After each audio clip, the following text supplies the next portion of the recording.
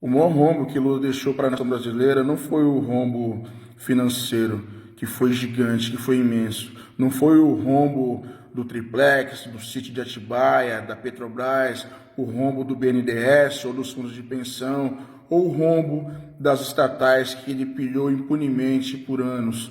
O maior rombo que Lula deixou para a nação brasileira foi um rombo bem no centro do coração da nossa pátria amada Brasil. Lula dividiu o povo brasileiro em infinitas classes e frentes de batalha, gerando um prejuízo social e afetivo incalculável, impagável e irreversível a curto prazo. Primeiro, Lula, de posse de um sindicato lá no ABC Paulista, jogou empregados contra seus patrões e passaram a acusar os geradores de emprego de exploradores de seus colaboradores. Vendo que o resultado dessa segregação lhe oferiu algum lucro naquele momento, Lula partiu para o grancismo atroz, segregar para dominar. Então Lula segregou pobres e ricos, fazendo com que pobres passassem a acusar os ricos de terem bens demais, de serem concentradores de renda demais, e estimulou assim a inveja entre classes sociais. Lula segregou pretos e brancos, trazendo os negros para o seu lado e fazendo com que os negros passassem a acusar todos os brancos que não fossem puxa-sacos de Lula de serem racistas. Lula segregou mulheres e homens, fazendo com que mulheres se deformassem e passassem a acusar os homens de serem machistas e tóxicos. A essas mulheres, Lula deu o codinome de Mulheres do Grelo Duro.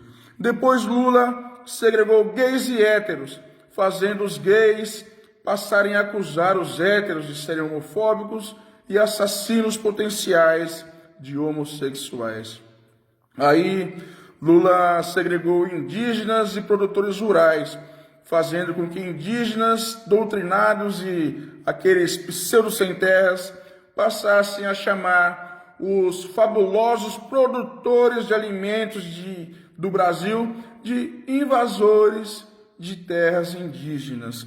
Lula ainda segregou filhos de pais, essa segregação mais cruel e demoníaca desse cidadão chamado Lula, fazendo com que filhos doutrinados nas escolas e universidades passassem a odiar a própria família, chamando seus pais de patriarcado opressor.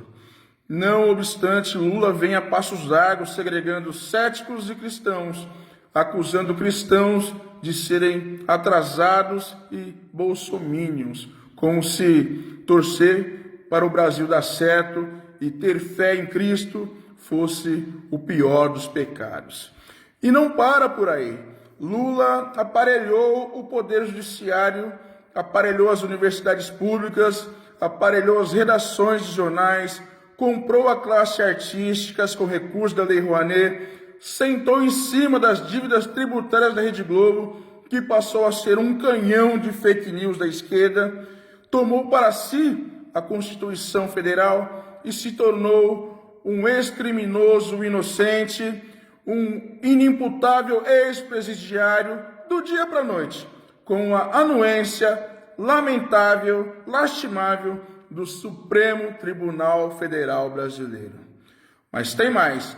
Lula transformou criminosos violentos, assassinos, estupradores, pedófilos e toda sorte e todo tipo de bandido em vítimas da sociedade.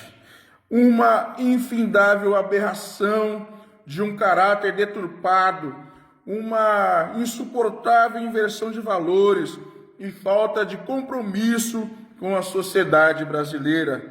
Tudo pelo poder. Nada, eu disse, nada pelo bem real do povo brasileiro. O rombo financeiro que Lula deixou para o país é fato. Não foi pequeno.